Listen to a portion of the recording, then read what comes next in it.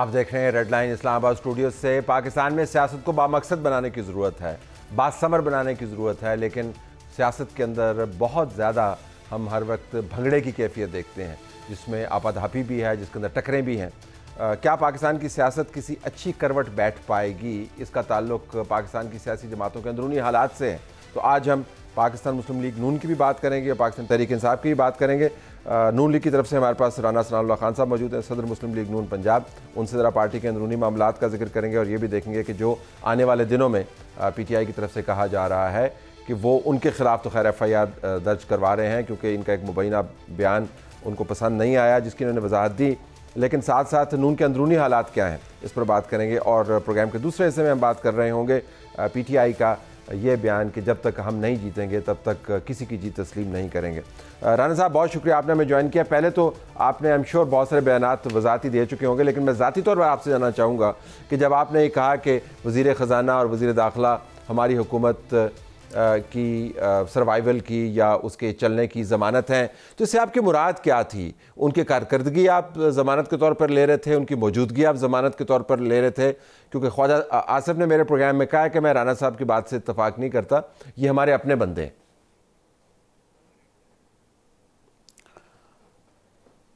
देखें, जो coalition government होती है वो क्योंकि मुख्तलिफ सियासी जमातों या मुख्तलिफ जो ग्रुप्स होते हैं, तो उनकी जो है वो आशीर्वाद जो है वो उस कोलिशन गवर्नमेंट के स्मूथ और कामयाब होने या चलने के लिए ज़रूरी होती है।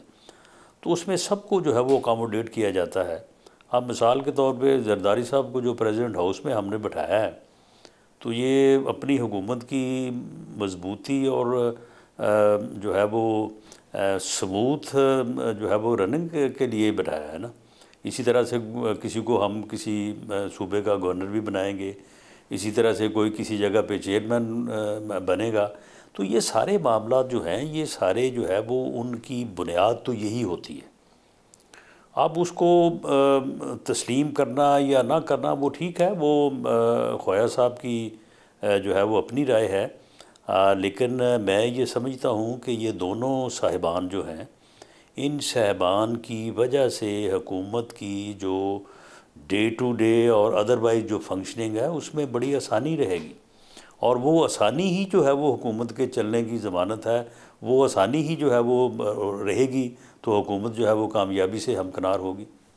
चले, आसिफ अली जरदारी साहब तो पीपल्स पार्टी को रिप्रेजेंट करते हैं, दूसरे मिनिस्टर्स जो हैं कोई MQM को रिप्रेजेंट करता है, कोई दूसरी जमातों को रिप्रेजेंट करता है।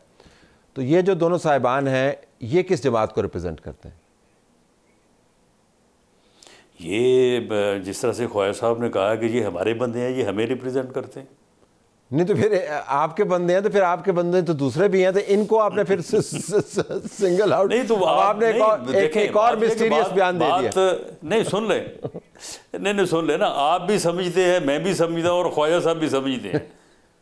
नहीं, ख्वाजा साहब इसरार कर रहे थे, उन्होंने तो पूरी तारीख बयान की। आप नहीं करना चाहते, नहीं सुन ले ना, मैं तो करूंगा। जो आप नहीं करना चाहते वो ना ख्वाजा साहब करेंगे ना मैं करूँगा। नहीं, मुझे तो कोई एतराज़ नहीं है सवाल पूछने में, मेरे तो काम है सवाल पूछने। फौज के नुमाइंदे चलें, ठीक है, ख्यालात हो सकते हैं, ख्यालात के ऊपर तो कोई पाबंदी नहीं लगाई जा सकती। ठीक है, तो आप सेनेटर नहीं बने, आपको परेशानी है इस वजह से? आपको सेनेटर बनना चाहिए था, क्या आपने अप्लाई किया, नहीं किया? नहीं, देखें, बात ये है कि सेनेट में एक महदूद सी सीटें होती हैं, तो एक पूरी लाइन होती है लोगों की। कोई किसी से वादा किया हुआ है, कोई पिछले 3 साल से इंतज़ार कर रहा है, कोई पिछले 6 साल से इंतज़ार कर रहा है। तो ये तो मुनासिब नहीं है कि आप पार्टी के टिकट पे इलेक्शन लड़ें और वहाँ पे अगर आप कामयाब नहीं हुए तो फिर अब आप उनके ऊपर जो है वो गिर जाएं आगे स्काई लैब बन के। तो मैं समझता हूँ कि सेनेट में जो लोग काफ़ी अरसा से इस बात के मुंतज़र थे कि वक्त आएगा तो उनकी सुनवाई होगी, या कुछ लोगों से वादा वईद भी हुए थे, उन वादों में मैं खुद पार्लिमानी बोर्ड का हिस्सा होते हुए मैं खुद भी शामिल था।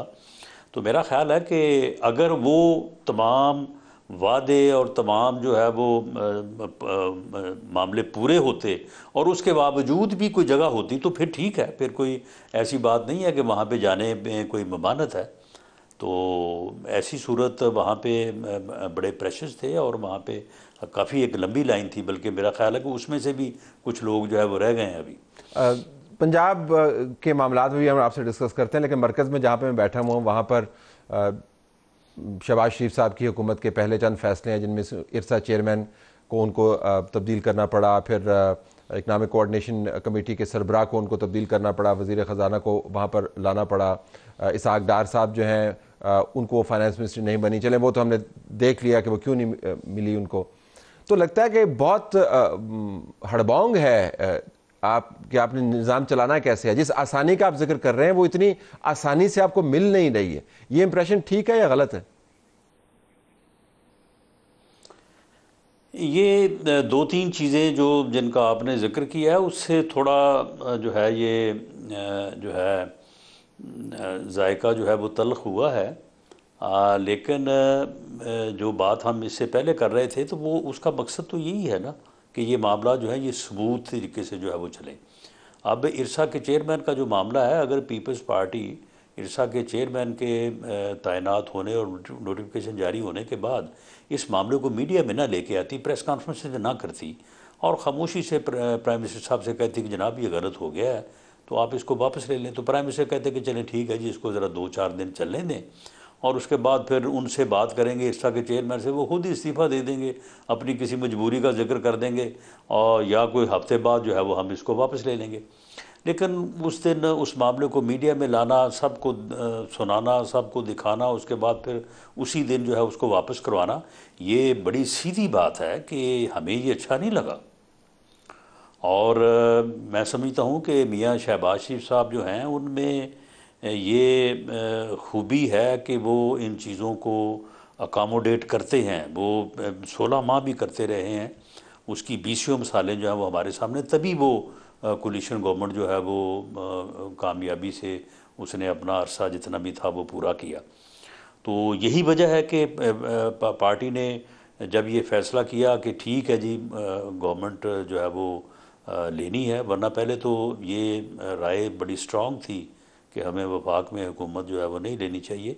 तो उसके बाद फिर मियाँ शहबाज शरीफ साहब का इंतखाब इसीलिए किया गया कि वो इन चीज़ों को अकामोडेट करने की सलाहियत या पोजीशन जो है वो रखते हैं। लेकिन आप रिकॉर्ड पे इस बात के ऊपर ही मसला बन सकता था। ठीक है, आप इस बात पर रिकॉर्ड पे हैं। अब उसके बाद आप देखें असेंबली में एक दिन देखें कि असेंबली में वो बिल्स का मसला था जी। तो पीपल्स पार्टी ने जो है वो टका के तकरीरें जो है वो खिलाफ की, उसके बाद वोट दे दिया।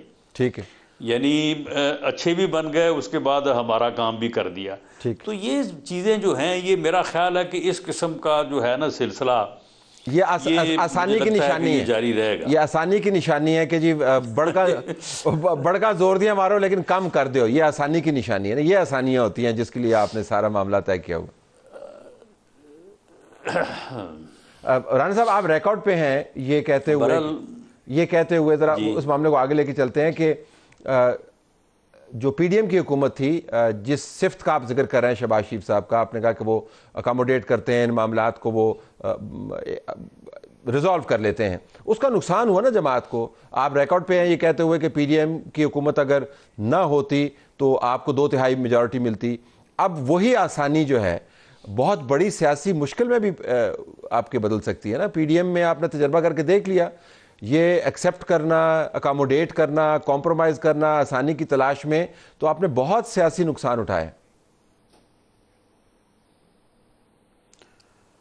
बहरहाल अगर पिछले तजर्बे को पेश नज़र रखा जाए तो यही राय थी पार्टी में कि उस तजर्बे को दोबारा ना दोहराया जाए, जो कि पहले एक दफ़ा जो है वो हम उसमें नुकसान उठा बैठे हैं। और ये नुकसान जो है ये कोई ऐसी बात नहीं है कि इसके ऊपर कोई इख्तलाफ है। हर कोई मियाँ नवाज शरीफ से लेके मेरे तक और मेरे दाएं भी बाएं भी आगे पीछे हर बंदा ये कहता है कि हमने 16 माह की गवर्नमेंट ली और हमने अपना पॉलिटिकल कैपिटल बर्न किया।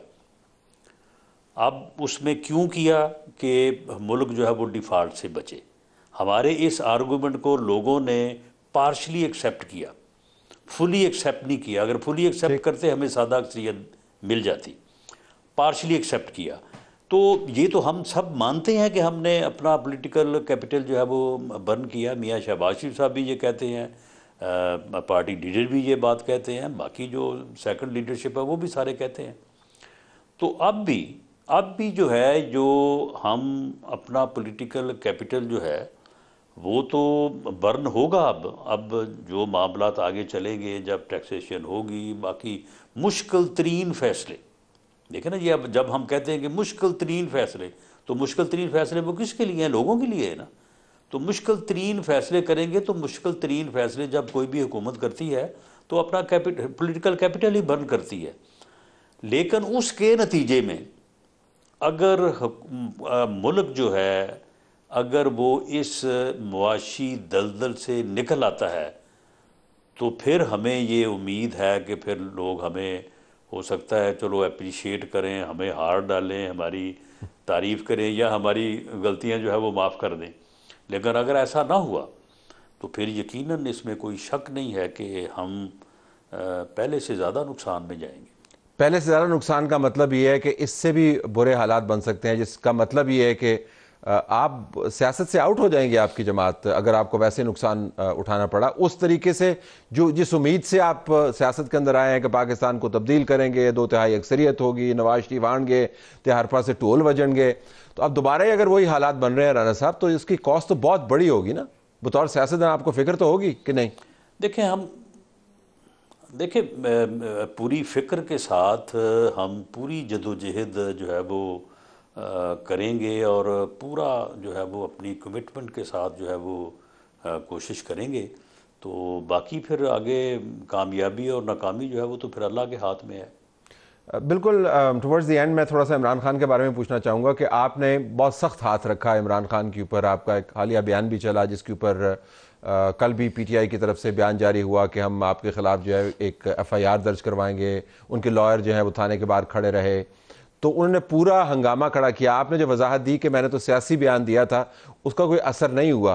तो ये इमरान खान सेंटर्ड जो आप बयान देते हैं, वो आप उसके नताइज आपके लिए कोई अच्छे नहीं निकल रहे ना। अब एफआईआरें दर्ज होंगी आपके खिलाफ। नहीं, देखें, अब इसमें ये बात जो है ये को आज की तो नहीं है। इसको 25 मई 2022, अब इसको तकरीबन 2 साल हो गए हैं, जब इमरान खान कहता है कि राना सनाउल्लाह तुम तैयार हो जाओ, मैं आ रहा हूँ इस्लामाबाद, तुम्हें छुपने के लिए वहाँ पे जगह नहीं मिलेगी। तो उसके जवाब में फिर मैं यही कहता हूँ कि तुम आओ, तुम्हें इंशाअल्लाह ताला भागने का रास्ता नहीं मिलेगा। तो ये सिलसिला जो है, ये उस वक्त से फिर 26 नवंबर को जब वो इंसानों का समुद्र लेके गए, उस वक्त उन्होंने कहा कि तुम तैयार हो जाओ, अब मैं आ रहा हूँ, अब ये करेंगे, तुम्हें वो करेंगे। उसके जवाब में फिर जो जैसी बात उन्होंने की वैसी बात मैंने भी की। तो मामला ये है कि मुझे इसमें कोई शक नहीं है कि इमरान खान जो है वो कामयाबी की सूरत में, अगर वो पहले कामयाब हो जाता, वो हमारा सियासी वजूद ख़त्म करता। वो उसकी फ़िलासफ़ी ये है, उसकी सियासत ये है। तो इसलिए उसके जवाब में फिर मेरा भी जो है वो वही जवाब है। आप मुझे बताएं कि मेरे ऊपर जो है वो कोई पर्चा भैंस चोरी का, कोई गाड़ी की चोरी का, कोई और भी तो हो सकता था ना। 15 किलो हीरोइन का देने का क्या मकसद था कि उसमें सजाए मौत थी। तो मामला ये है कि वो अपने भी गिरेबान में ज़रा झांका करें ना, कि वो क्या करते रहे हैं, उनके क्या इरादे थे, और अब तक भी हमें उनके मतलब कोई ऐसी एविडेंस नहीं है कि उनके इरादों में कोई कमी आई है। तो अगर कमी नहीं आई तो फिर हम किस बात के ऊपर जो है वो कंप्रोमाइज़ करेंगे, या किस बात के ऊपर जो है वो पीछे हटेंगे। फिर ठीक है, फिर जिस तरह की सियासत वो हमारे साथ करनी चाहते हैं तो उसका जवाब तो फिर ऐसा ही होगा। लेकिन राना साहब, बतदरीज हमने देखा है कि उनकी जमात की उठान जो है वो वापस आ रही है। इंतखाबात के नताइज आपके सामने हैं। उसके बाद 9 मई के बहुत सारे मुकदमात के अंदर जिन लोगों के बारे में कहा जाता था रियासत की तरफ से कि जी ये इंतहाई मतलूब हैं, वो इंतखाबात भी जीते हैं। अब उनमें से चंद एक जो है जो मफरूर हैं, वो सेनेट की कागजात भी उनके मंजूर हो गए हैं पेशावर कोर्ट से। तो उनकी जमात की उठान तो जारी है। तो वो तो लगता है कि ट्रंप की तरह उन्हें वापस आ जाना है। देखें, जो 9 मई के बाद जो उनकी प्रोसिक्यूशन हुई है, जो उनके ख़िलाफ़ स्टेप्स लिए गए हैं, मेरी ज़ाती दानिश या राय के मुताबिक उनकी वजह से जो है वो उनको पहले भी और उसके बाद फिर इलेक्शन में भी उनको फ़ायदा पहुंचा है। इसके ऊपर एक लंबी और बड़ी मानी खेज डिस्कशन जो है वो हम पार्टी के अंदर भी और उस वक्त गवर्नमेंट या उसके बाद जो केयर टेकर सेटअप है ये भी, क्योंकि इनका किया भी हमारे खाते में पड़ा, इनको हमारी कंटिन्यूटी जो है वो लोगों ने समझा तो वो भी हमारे खाते में पड़ता रहा, तो उसकी वजह से जो है वो उनको बेनिफिट हुआ है। यानी 9 मई के बाद इनके ख़िलाफ़ जो भी प्रोसिक्यूशन हुई है, जो भी एक्शंस हुए हैं, उनका इनको फ़ायदा पहुंचा है और उसकी वजूहात हैं। ठीक, उन इक़दामात के ऊपर जो है ये बात की जा सकती है कि उनको किस तरह से अदरवाइज़ मौसर किया जा सकता था, जिनमें वो पॉलिटिकली भी जो है वो एक्सपोज भी होते और वो पूरी तरह से अवाम की नज़र में भी ज़िम्मेदार ठहराए जाते। तो मामला ये है कि ये चीज़ें जो हैं वो ठीक है, उनको बेनिफिट पहुंचा इलेक्शन में। उनका जो सिंपथी कार्ड था, हमदर्दी जो थी, वो भी उन्होंने जो है वो पूरी तरह से इंजॉय की और उसके बाद महंगाई के ख़िलाफ़ जो नफ़रत थी लोगों के दिलों में वो भी जो है वो हमारे खाते में पड़ी। अब जो वो मुंतखब हो गए हैं और जिस किस्म के नमूने मुंतखब हो के अब आ गए हैं असम्बलीज़ में, तो अब इन्होंने भी तो सारा कुछ करना है ना, लोगों के सामने करना है। तो हमारा तो ये व्यू था कि इनको कुछ करने दिया जाए, इनको वक्त दिया जाए, इनको मौका दिया जाए, तो आप खुद ही लोगों के सामने जो है वो सारी हकीकत आ जाएगी और लोग ये समझेंगे कि उन्होंने 8 फरवरी को जिन लोगों ने इनको वोट दिया उनका फ़ैसला गलत था। लोग खुद पुकार उठेंगे। लेकिन मामला ये है कि बहरहाल उसके बाद पार्टी ने जो फ़ैसला किया है, हम अब उस फैसले के साथ खड़े हैं।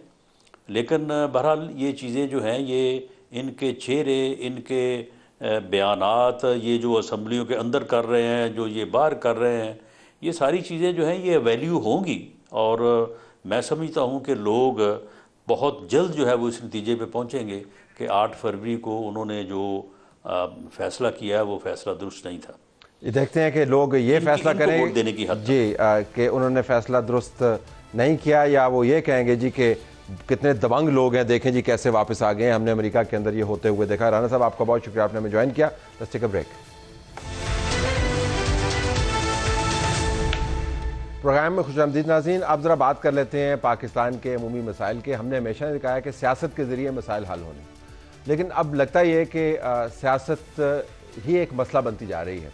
पंजाब के अंदर हुकूमत बनी हुई है, KPK के अंदर हुकूमत बनी हुई है, सिंध के अंदर हुकूमत बनी हुई है, बलूचिस्तान के अंदर हुकूमत बनती है, हुकूमतें बन गई हैं, लेकिन गवर्नेंस के इश्यूज़ जो हैं वो पसे पुश्त हैं। रोज़ाना हम यही बात कर रहे होते हैं कि ये हुकूमतें चलेंगी, ये निज़ाम चलेगा या नहीं चलेगा। हमारे पास राना आतिफ साहब मौजूद है, तहरीक इंसाफ के फर्स्ट टाइम MNA। आप जीते हैं बड़े भारी मार्जिन से फैसलाबाद से, आपका बहुत शुक्रिया, आपने हमें ज्वाइन किया। आमिर इलियास राना साहब, साफ़ी तजियाकार एक्सप्रेस न्यूज़ से, इनका भी बहुत शुक्रिया, इन्होंने हमें ज्वाइन किया। राना साहब, एक तो मुबारक हो, आप आए हैं पहली मरतबा पार्लियामेंट के अंदर, तो असम्बली के अंदर आके आपने लड़ाई करते रहना, ये कोई काम की बात भी करनी है? मतलब आपका प्लान क्या है, किस प्लान से आप आए हैं और अभी जो माहौल बना है उसमें आप वो इम्प्लीमेंट कर पाएंगे या नहीं? बिस्मिल्लाहिर्रहमानिर्रहीम। थैंक यू ताला साहब, आपने मुझे मदऊ किया प्रोग्राम के लिए। देखें, आपने बात की कि असम्बली के अंदर, देखें असम्बली में आप आते हैं, अवाम आपको मुंतखब करते हैं आप इसलिए कि आप आवाम के जो इश्यूज़ हैं उनको आप रिजॉल्व कर सकें। ये तो ऑब्वियसली जमहूरियत में होता ही है, ठीक। सबसे बड़ा, लेकिन उससे बड़ा इशू ये है कि क्या जो लोग असम्बली में आए हैं वो एक फेयर प्रोसेस के ज़रिए आए हैं या नहीं आए। असम्बली बनाना तो कोई इशू नहीं है, ठीक है, मेनली तो ये है कि जो जिस प्रोसेस से लोग आए हैं वो प्रोसेस ठीक हो। आप तो फेयर प्रोसेस से आए हैं ना? मेरे ख्याल में अगर किसी को शिकायत है तो वो नाला नहीं आया। नहीं, हम तो ये बात नहीं कर रहे। देखिए आप, मुझे पता आपने किस तरफ जाना, तो मैं प्रीएम्प्ट कर रहा हूं। तो आपका मतलब है कि जो आपकी सीटें हैं वो फेयर हैं। और देखिए हमने तो ये कहा कि अगर किसी को एतराज है, फर्ज करें अगर कोई समझता है कि ये सीटें उनसे चुराई गई हैं, ठीक है, वो अपनी सैंपल साइज हम ले लेते हैं, ठीक है, एक ऑडिट करवा लेते हैं, वो अपनी को 10 सीटें बता दें कि जी हमारे ख्याल में ये 10 सीटें हैं, ये फॉर्म 45 के मुताबिक ये सीटें बनती थी और फॉर्म 47 के मुताबिक ये 10 सीटें हम बता देंगे। किसी ज़ाब्ते के तहत होगा। देखिए ना, आप चार्टर्ड अकाउंटेंट आपका बैकग्राउंड है ना, तो बाहर से आप पढ़े हुए हैं, तो किसी ज़ाब्ते के तहत होगा ना। ऐसे थोड़ा हो गया जी राणा साहब चलो मैं तो 10 सीटें देना, तुम 10 सीटें ले लो। ये कोई देखो ये कोई, मैं ये नहीं कह रहा तो आपने ट्रिब्यूनल जाना होगा। नहीं देखिए, मैं ये कह रहा हूँ कि यस ट्रिब्यूनल, लेकिन हमारा अगर आप ये कह रहे हैं कि देखिए हम एक चीज़ क्लेम कर रहे हैं, ठीक, हम ये कह रहे हैं कि जी आप कोई 50 सीटें जो डायरेक्ट इलेक्शन है एनए की, उसमें हमारा मैंडेट चुराया गया है, ये हमारा एक क्लेम है। और एक जमहूरी जमात होने के नाते और जमहूरियत में आप एक क्लेम कर सकते हैं। और आप भी जानते हैं, आमिर साहब भी जानते हैं कि हमारे यहाँ जो इलेक्शन की एक ख़ास तारीख है, ठीक है, और हम हर इलेक्शन के बाद हम ये सुनते हैं जी कि इलेक्शन ठीक नहीं हुआ, ठीक है। इसको अगर हमने इस बहस को अगर हमने हमेशा के लिए ख़त्म करना है तो उसका एक तरीकाकार है। फ़र्ज़ करें अब ये इलेक्शन हो गए हैं, हम ये कह रहे हैं कि अगर जो हमारी मुखालिफ सियासी जमातें हैं वो कहती हैं जी कि उनका भी मैंडेट चुराया गया, कई जैसे आपने कहा कि कई लोग ये कहते हैं जी क्या जिन सीटों में आप जीते हैं वो सीटें बिल्कुल ठीक है, लेकिन लॉजिकल बात यह है कि अगर किसी को एतराज़ है और बैठ जाए, अब वो कहें हमें भी इतराज़ है कि ये सीटें ठीक नहीं है, जो एतराज़ जिन सीटों में वो एतराज़ कर रहे हैं वो सीटें भी हम मैं आमिर के पास जाऊँगा। बट आप देखें हो क्या रहा है, हो ये रहा है कि हमने प्रोग्राम शुरू किया अवाम के मसाइल को हल करने से, और अभी हम सीटों के अंदर ही फंस गए, हम आगे नहीं जा सकते। तो आपने क्या पहले ये मामला तय करना है, before I go to Aamir, मैं जरा आपने ये मामला तय करना है कि जब तक सीटों का मसला हल नहीं हुआ तब तक अवाम की बहस नहीं होगी। नहीं, हम तो ये बात नहीं कर रहे। देखिए हम तो ये बात करें, ये दोनों चीज़ें कंकरेंटली हो सकती हैं, ठीक है। इसका मतलब ये नहीं है कि हम हुकूमत को ये कह रहे हैं कि वो जो अवाम और जैसे भी हुकूमत बनी है कि हम नहीं कह रहे कि अवाम के मसाइल हल करें, वो तो हुकूमत की जिम्मेदारी है, ठीक है। लेकिन हमारे साथ ये जिम्मेदारी ये भी है कि एक जमहूरी प्रोसेस है, जो एक आइनी प्रोसेस है, अगर हम उसके ऊपर अगर हम आवाज़ नहीं उठाएंगे, जहाँ पर जिन लोगों ने मैंडेट दिया है, अगर वो लोग असम्बली में नहीं आएंगे तो लोगों के जो मसाइल हैं वो कैसे हल होंगे। हमारा तो ये पॉइंट है पहला। उसके बाद ऑब्वियसली फिर हम हुकूमत को अकाउंटेबल भी करेंगे, उनकी परफॉर्मेंस के ऊपर भी, उनकी गवर्नेंस के इश्यूज़ के ऊपर भी। और जो आप जानते हैं कि पिछले जो 16 माह हैं और बिलखुसूस जो पीडीएम की हुकूमत थी और वो इसकी जो कंटिन्यूशन है उसमें हम जानते हैं, उसके उस पे आते हैं अभी जी। तो from one Rana to another Rana, तो ये ज़रा बताएं कि ये बहस तो फिर पाकिस्तान में कभी ख़त्म नहीं होगी। राना साहब ने जो बात कही है ना, वो देखने में सुनने में अच्छी लगती है कि जी 10 इधर से 10 उधर। आपने कहा कि कोई तरीक़ाकार होगा। अब एक इन्होंने किया सुप्रीम कोर्ट में पटिशन, अब वो सुप्रीम कोर्ट वो नहीं रही जहाँ जज भी बैठे थे, अमला भी बैठा था और पटिशन तैयार होती रहती थी और कि जी आ रहे हैं। अब वो 184(3) में भी नहीं जाती, क्योंकि काजी फ़ायज़ ईसा ने खुद एक फ़ैसले में लिखा कि जो कमीशन बनाना है वो गवर्नमेंट का काम है, हमारा काम नहीं है। तो फिर और ये अता बंदयाल साहब ने उनको केस भेजा था, उस पर उन्होंने ये फैसला किया था चीफ जस्टिस बनने से पहले। अब इशू ये है कि जो इन्होंने पटिशन की है उसका जवाब तो हम बज़ाहिर तो हमारे सामने है, इनकलाब आ जाए कुछ और हो जाए तो जी ठीक है जी, क्योंकि एक दफ़ा गवर्नमेंट ने बनाया 2014 में कमीशन, उसके नतीजे में क्या इन्होंने धांधली की गिरदान ख़त्म कर दी थी। या तो कह देते कि जी चूँकि हमने किया था वो 35-55 वाला ज़माना था और वो 4 हल्कों वाला था। अगर उस वक्त ये मान जाते तो शायद आज इनकी उस बात में लोग ज़्यादा यकीन करते कि जी हाँ, फिर आप चूँकि उस वक्त मान गए थे तो आज आप फिर मुतालबा कर रहे हैं। ये तो जब भी मैं गवर्नमेंट से बाहर हूँ तो ये मेरा मुतालबा है। अब जो बात है गवर्नेंस की, मैं तो बड़ा क्लियर हूँ जी इस मामले पे कि खान साहब को रिलीफ अदलिया ने पहले भी बेपनाह दिया है, अब भी मिल रहा है, इस सेंस में कि सज़ाएं 3 अगर इकट्ठी मिली। उनका बयानिया तो ये है कि इमरान खान को तो फारिग किया, मैं यही कह रहा हूं, कौन सा उनको रिलीफ अगर 3 सज़ाएं निज़ाम सारा हमारे ये सारा वोट उसका ही मिला है, जो 3 सज़ाएं एकदम हो गई, ठीक है, वो वोट मिला। और अब अपीलें जहां लोगों की, तो आप कैसे ने पुट्ठी पै गई ना, मतलब ये तो 2 साल नहीं लगते थे केस अपील, यहां मेरिट पे डिसाइड होने जा रहा है साइफर केस। यानी स्टेट का बयानिया 9 मई का कहीं रह गया और साइफर का केस अलग से डिसाइड होने जा रहा है, जो आज हाई कोर्ट की मैंने प्रोसीडिंग देखी है। वो तो अब ये नहीं हो रहा, पहले था सजा रिलीफ नहीं है, नहीं, लेकिन इनको फायदा तो हुआ, बट सजा और जमानतें जितनी हुई, जितनी भी जमानतें खान साहब की फकीदुल मिसाल हुई, पर्चे भी हुए, जमानतें भी हुई। अब असल इशू ये है कि जो बात अवाम की है और मसला हल करना है, जो आपने कहा कि असम्बली में लड़ने गए हैं, उस पार्लियामेंट में ही बैठना पड़ेगा। वहीं बैठ के आइंदा के किसी इलेक्शन को अगर आपने ठीक करना है, देखे ना 13 में कहा जी आरओ का इलेक्शन है, 18 में कहा जी कि ये आरटीएस का इलेक्शन है, आज दूसरा कि जी ये 9 फरवरी का इलेक्शन है। हम यही बताते रहेंगे लोगों को कि जी हम इस तरह का इलेक्शन कराते हैं? तो जब सब ने डज खा ली है तो फिर इन सबको ही बैठना पड़ेगा कि जी आप कोई ऐसा सिस्टम बना लें अपना कि जी ना अदलिया है, ना फौज आए, ना सिविल ब्यूरोक्रेसी आए, ना मीडिया के टाइकून्स आए जो फैसले कर लें कि हमने बहस इस तरह की गंदी करा देनी है। ठीक, अब जरा राना साहब जरा आते हैं गवर्नेंस की थोड़ी सी बात करते हैं, unless you want to respond to what he is saying. हमने पीडीएम की हुकूमत को बड़ी तनकीद उनके ऊपर होती है, बल्कि उनकी जमातों का अब खुद भी कहना है, राना सनाउल्लाह का मैं एक बयान देख रहा था, उन्होंने कहा जी कि अगर हमारी पीडीएम की हुकूमत ना होती तो हमें 2/3 वोट पड़ जाते। तो पीएमएलएन के अंदर भी बड़ी ये ख्याल है कि पीडीएम की हुकूमत ने बड़ा अपने साथ हाथ किया, लेकिन उससे पहले आपके बुज़दार साहब भी थे। तो आपका जो मॉडल है गवर्नेंस का, वो या हम केपीके से लेंगे या हम पंजाब से लेंगे, जिसका मवाजना करेंगे हम पीडीएम के साथ या दूसरी हुकूमतों के साथ। ये कोई अच्छे मॉडल नहीं है, मतलब गिव एंड टेक, आप 10% ऊपर चले जाएं, कोई बड़े अच्छे मॉडल नहीं है। देखें तला साहब, देखें पहले तो आमिर इलियास साहब ने एक बात की कि देखें जी पार्लियामेंट के अंदर तमाम मसाइल हल होने चाहिए। बिल्कुल दुरुस्त बात है, मसाइल तो पार्लियामेंट के अंदर ही हल होने चाहिए, लेकिन मैं फिर उस बुनियादी नुक्ते पे आ रहा हूँ। बुनियादी नुक्ता ये है, क्या वो जो पार्लियामेंट है वो पार्लियामेंट लोगों की उमंगों की तर्जुमान है? क्या ये वो पार्लियामेंट है जिसको लोगों ने मुंतखब किया है? ये एक फंडामेंटल क्वेश्चन है। आप ये बात बिल्कुल सही कह रहे हैं कि हर इलेक्शन के बाद ये होता है। देखिए हमने तो, हमारी हुकूमत ने 2021 के अंदर हमने तो कहा कि आप रिगिंग के जो भी, और बिल्कुल ठीक है कि पाकिस्तान में आप हर इलेक्शन के बाद ये होता है कि कहा जाता है, और राइटली कहा जाता होगा। हमने कहा जी आप ईवीएम लिए, ठीक है, उसके ऊपर हमें बड़ी तनकीद का सामना करना पड़ा जी कि ईवीएम क्या है। पूरी दुनिया के अंदर एक जब आप एक चीज़ करते हैं उसके अंदर थोड़े बहुत कंट्रोल्स के इशू होते हैं पूरी दुनिया में, पर आप उसको कंट्रोल्स को कवर करते हैं, इसका मतलब ये नहीं होता कि वो चीज़ ही गलत हो जाती है। यहाँ पे कहा जाएगी पता उसके अंदर फलाना मसला हो जाएगा, फलाना मसला हो जाएगा, लेकिन आज हम देख रहे हैं कि उस अगर वो ईवीएम होती तो हमारा आज का जो आज इलेक्शन है उसके ऊपर उंगलियाँ कम उठाई जाती हैं, और जो हुई तो उसको हम इम्प्रूव कर लेते। अगली बात आपने की गवर्नेंस की। देखें आप आजकल इंफॉर्मेशन टेक्नोलॉजी का दौर है। अब आप सब लोगों को पता है कि किस हुकूमत की क्या परफॉर्मेंस थी, क्या परफॉर्मेंस नहीं थी।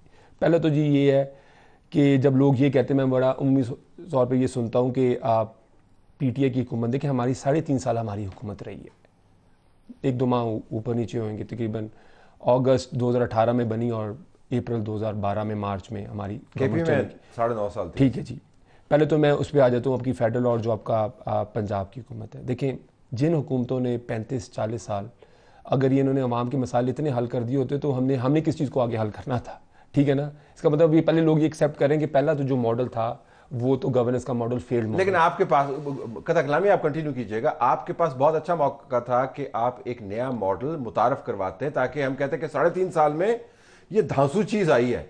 तो आपकी धांसू चीज़ तो उस्मान बुज़दार था। नहीं, मैं आपको बताता हूँ जी। देखें आप एक बड़ा एक वन साइडेड अप्रोच है, एक बड़ी सिंगुलर आपने बात की। देखें गवर्नेंस के बड़े मल्टी डायमेंशंस होते हैं, ठीक है। एक हुकूमत होती है, उसका एक नेट स्कोर कार्ड होता है, ठीक है। हुकूमत कई चीज़ों पे हुकूमत लैग करती है, कई चीज़ों पे हुकूमत के कोई इश्यूज होते हैं, कई चीज़ों में हुकूमत अच्छा परफॉर्म करती है। अच्छा, बुज़दार के टॉप 3 गुण बता दें जरा बुज़दार को, अच्छा, ताकि मैं कहूँ कि जी फिर उसके बाद फिर राना साहब ने गल की थी ना, फिर तजिया करी। देखिए 3 क्या अचीव। देखिए मैं तो पहले आपको लेके आता हूँ। देखिए जी हमारी जो वफाकी सतह पे जो हमारी हुकूमत थी, जिसको हमारे बानी चेयरमैन लीड कर रहे थे, उसमें मैं बताऊँ, देखिए आप एक चीज़ को इग्नोर नहीं, जब हमारी हुकूमत आई तो तरीका सबसे बड़ा खसारा था, करंट अकाउंट डेफिसिट $20 अरब का।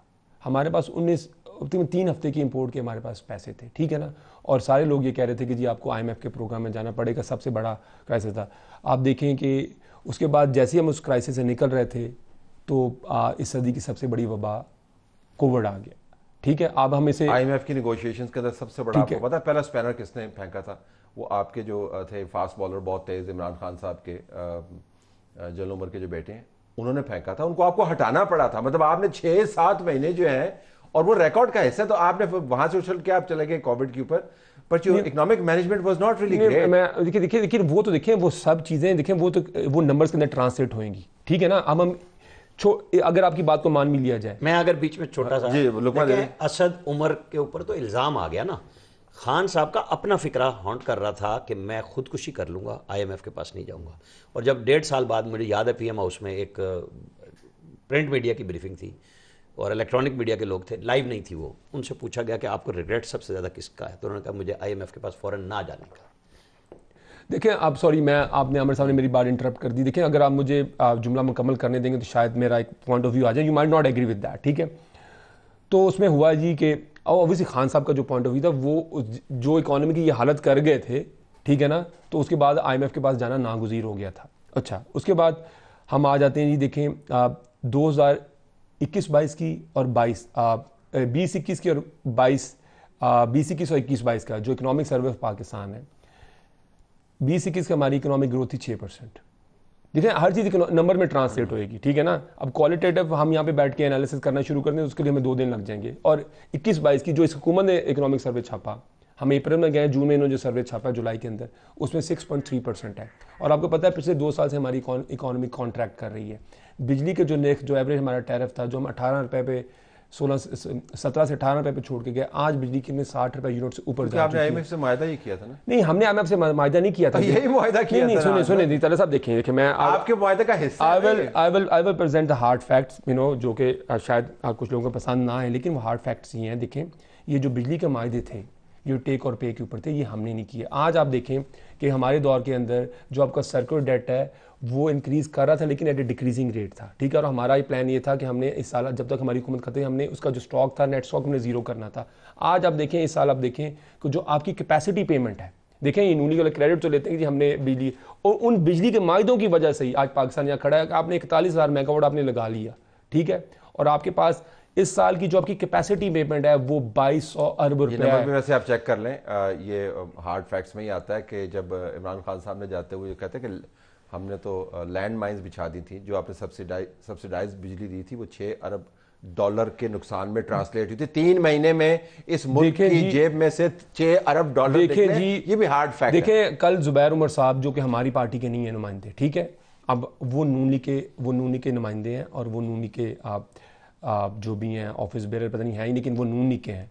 उन्होंने कहा कि जब PTI की हुकूमत छोड़ के गई, पाकिस्तान में किसी किस्म का कोई इकोनॉमिक क्राइसिस नहीं था। हम छोड़ के गए, जहाँ एक्सपोर्ट हम छोड़ के गए, देखिए नहीं मैं उनके जो हम जहाँ पे एक्सपोर्ट हम छोड़ के गए, वहाँ से $4 बिलियन की एक्सपोर्ट इन्होंने काम की, ठीक है। अब हर चीज़ अगर आप PTI पे डाली जाए, मेरा ख्याल है अगर 3.5 साल की परफॉर्मेंस को आप ये कह रहे हैं कि जो पाकिस्तान में पिछले 50 साल की जो मिस गवर्नेंस है, और उसको आप एक साइड पे रख रहे हैं, और 3.5 साल की आप इक्का दुक्का अगर जो भी प्रॉब्लम है, और उसके बावजूद और $4 बिलियन हमारी remittance Giri, despite the fact कि आपको पता है जब एक्सचेंज रेट डेप्रिशिएट करता है तो आपकी रेमिटेंस बढ़नी चाहिए और आपकी एक्सपोर्ट बढ़नी चाहिए। इन्होंने एक्सचेंज रेट भी नीचे कर दिया और हमारी एक्सपोर्ट भी नीचे कर दी। तो हमारे इनका मानना पड़ा जी कि एक तो हमारे साथ सियासी तौर पे ज्यादती हुई है, हमें गलत निकाला गया है, हमारी परफॉर्मेंस बेहतरीन थी, दूसरों की निस्बत we have delivered the goods. अब ये काफ़ी एक खुशनुमा किस्म का बयानिया है कि हकायक जो भी हो। तो योर टेक ऑन दिस। देखें, इसमें ना सिर्फ अगर फरवरी 22 में इमरान खान साहब ने जो IMF का मुआहदा तोड़ा, जो किया था उन्होंने, जिसमें बिजली, गैस, पेट्रोल, डीजल सब पे उन्होंने कमी कर दी थी, उसका जवाब वो जो शहबाज शरीफ कहता है ना कि घुटने रगड़ने पड़े। जब आप हुई वो इमरान खान और IMF की MD के दरमियान में मुआहदा नहीं था, वो IMF और पाकिस्तान के दरमियान में मुआहदा था। मुल्क का ट्रस्ट बिट्रे हुआ तो उसके बदले में फिर ये हम सब भुगत रहे हैं, उन्होंने भी भुगत लिया है। PDM की पहली गवर्नमेंट के नतीजे में जो वोट बैंक के उनके साथ हुई है, जो ज़ाहिर है एक आम आदमी पे करता है ना, बड़ों को तो फ़र्क नहीं पड़ता, वो उन्होंने भी पे किया। लेकिन बुनियाद वही थी कि जब आपको पता लग गया कि मैं जा रहा हूँ, आपने डाला अमेरिका पे, वो पॉलिटिकली आपने ठीक खेल लिया। लेकिन पाकिस्तान की इक़्तिसादी भट्ठा बैठने का अमल वो है जो आपने दुनिया से मुआहदा तोड़ा और आप पे ट्रस्ट कोई नहीं करता। जब आपसे ट्रस्ट नहीं करता, इन्होंने आके ये इलेक्शन कराने के चक्कर में थे कि गवर्नमेंट बनाएं ना बनाएं, उसने वो पोजीशन पैदा की है जो आज फिर आप और हम फंसे खड़े हैं कि आप एक नया मुआहदा करना है, उससे पहले IMF आपसे वो चीज़ मनवा रहा है कि उन्हें पैसे लेने हैं। वो तो खैरात तो नहीं दे रहे, उन्होंने तो अपना सूद ही लेना है, उसमें उनका कारोबार चलता है। लेकिन इनका बयानिया इससे बड़ा स्ट्रेंथन होता है जब ये नंबर्स की बात करते हैं और IMF के मुआहदे की मसाइल की बात करते हैं जो आवाम को भुगतने पड़ रहे हैं। तो लोग ये नहीं देखते कि किसने क्या किया था माजी में, लोगों को आज के हालात से गरज है। तो PDM वाले तो अब खुद मानते हैं कि हमने हुकूमत लेके बहुत बड़ी खर्च मारी थी। देखे ना, वो बात मैंने भी वही कही कि उसका नुकसान, ये जो रियासत बचा रहे थे, अपनी सियासत ख़त्म कर बैठे ना, जो रिजल्ट आया है वो उस महंगाई का है। लोगों ने कोई परफॉर्मेंस नहीं देखी। जो आप ये राना साहब कह रहे हैं ना कि हमारे 38 महीने थे, 36 महीने थे या 10 साल के, अगर परफॉर्मेंस पे होता तो रिजल्ट बिल्कुल कुछ और होता। लेकिन ये तो लोगों के बिल्कुल रोटी की बात थी और आइंदा भी यही होनी है, क्योंकि अगर रोटी खाने को नहीं होगी तो उस परफॉर्मेंस को कौन लेगा। परफॉर्मेंस पे किसी ने वोट नहीं दिया, लोगों ने सिर्फ उस पर दिया है कि हमें बचत क्या चाहिए। उनको ये भी नहीं पता कि PTI अगर जीत भी जाती, कम से कम मुझे तो पता था कि अगर फैसले आपने उसी तरह के करने हैं तो फिर भी वही कुछ होना था, निकलना कुछ नहीं था। देखिए तलत साहब, मैं सिर्फ एक थोड़ा सा मैं एक पॉइंट यहाँ पे रेस करना चाहूँगा। देखें, अगर जैसे इन्होंने बात की, पूरा मुल्क के इकोनॉमिस्ट ये कह रहे जब हमारी हुकूमत आई वो कह रहे थे नून लीग की परफॉर्मेंस है, सारे ये कह रहे थे कि आपको IMF का प्रोग्राम करना पड़ेगा। इसका मतलब है कि वो तो बयानिया उनका जो 4 साल का 2013 से 18 तक का था, 5 साल का, वो तो वहीं फेल होगा। इसका मतलब कि एक हुकूमत जब इतने क्राइसिस में छोड़ के जा रही है, खुद कह रहे थे कि आपको IMF के पास आपको जाना पड़ेगा। अगली बात उन्होंने की, इसका मतलब उनके 5 साल की जो परफॉर्मेंस है वो हमारे सामने है, वो एक लंबी बहस हो जाएगी।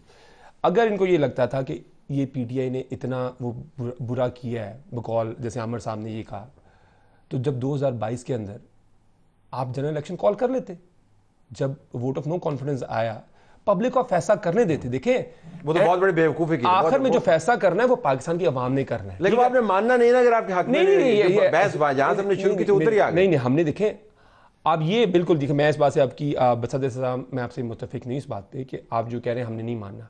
हम आपसे ये कह रहे हैं, अब दोबारा उस तरफ मैं अभी गवर्नेंस पे फोकस करना चाह रहा था।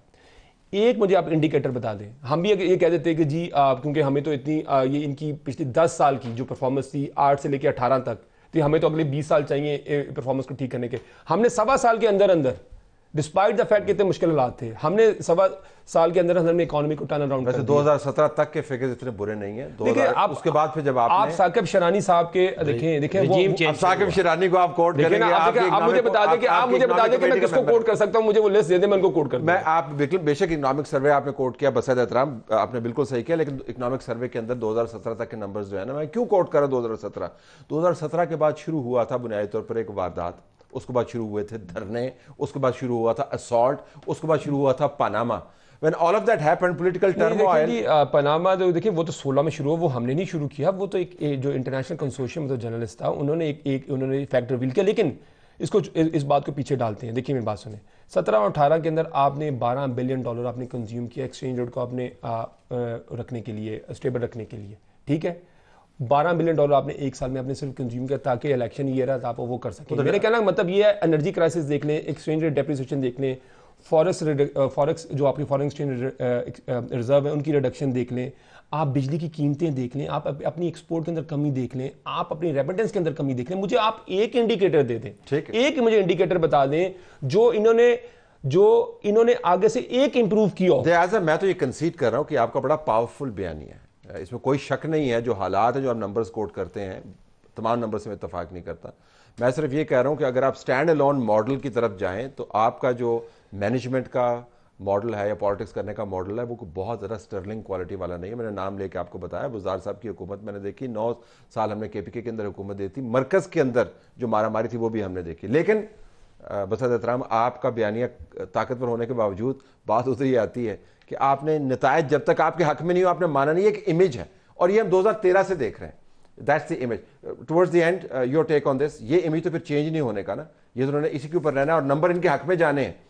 सॉरी, अगर मुझे आप इजाजत दे सर, एक मिनट, एक वन सेंटेंस आमिर साहब आपकी इजाजत प्लीज जी। देखें, आपने बात की, देखिए हमने तब 4 हल्कों की बात की थी 2013 के, और हमने 1.25 साल हमने ये बात की। आप जो लॉन्ग मार्च शुरू किया वो हमने अगस्त 2014 में शुरू किया, इलेक्शन हुए थे मई के अंदर, ठीक है।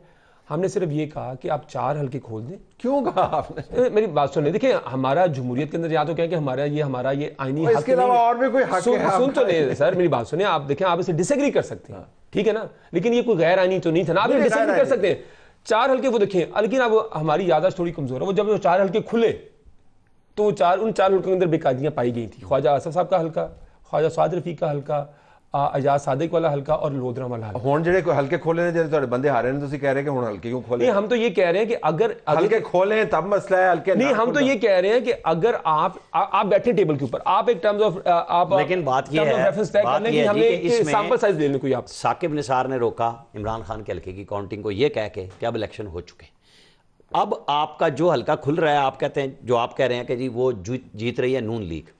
अब ये बात KP में भी आएगी कि मानसेरा में तो बंदा नवाज शरीफ के पड़ोस में सरदार यूसुफ जीत रहा है, उसके नाम पे वोट लेके, जहां एक पूरा इंफ्रास्ट्रक्चर, जिंदगी बदल गई उस सारे एरिया की। नवाज शरीफ वहाँ हार रहा है, मतलब नवाज शरीफ के MP जीत रहे हैं, नवाज शरीफ हार रहा है। ये हर जगह पे हर दफ़ा इलेक्शन में यही सवाल और जवाब रहेगा। मैं तो इस बुनियाद पर यह कहता हूँ कि ये क्वेश्चन रहें, लेकिन आप हल निकालें ना बैठ के बीइंग पार्लियामेंटेरियन के जी आपको अगला इलेक्शन कैसे चाहिए, वरना तो आपके पास हुकूमत बस यही है। देखिए हुकूमत ये हुकूमत की जिम्मेदारी है। अगर हुकूमत समझती है, हुकूमत वहाँ ये फौरन कह देते हैं कि पहले हमारे फिर हम बात करें। नहीं हुकूमत आपने, मैं कह रहा हूँ यस, ये तो हमारा एक सियासी मुतालबा है। आपके बराबर में गुजरात में जब दंगल होता है ना, तो उसमें जो पहलवान ने ज्यादा तेल लगाया होता है उसके ऊपर हाथ पड़ता नहीं। अब आपकी जमात ने अपने ऊपर लगाया हुआ बहुत सारा तेल, आपको जिधर से स्लिप होके देखिए but I have to leave it here, honestly I have to leave it here. आपका बहुत शुक्रिया, आपने हमें ज्वाइन किया। नाज़रीन, हमारी तरफ से यही कुछ इजाजत चाहते हैं। अल्लाह हाफिज़।